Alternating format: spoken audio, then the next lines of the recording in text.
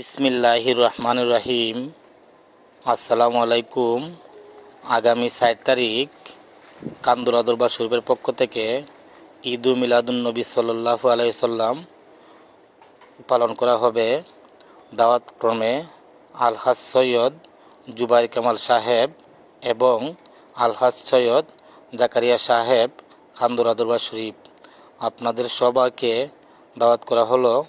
দেশ এবং দেশের বাহিরে যারা আছেন সবাই আমাদের জন্য দোয়া করবেন।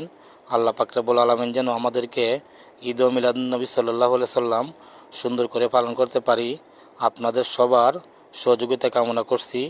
সবাই চলে আসবেন ইনশাআল্লাহ।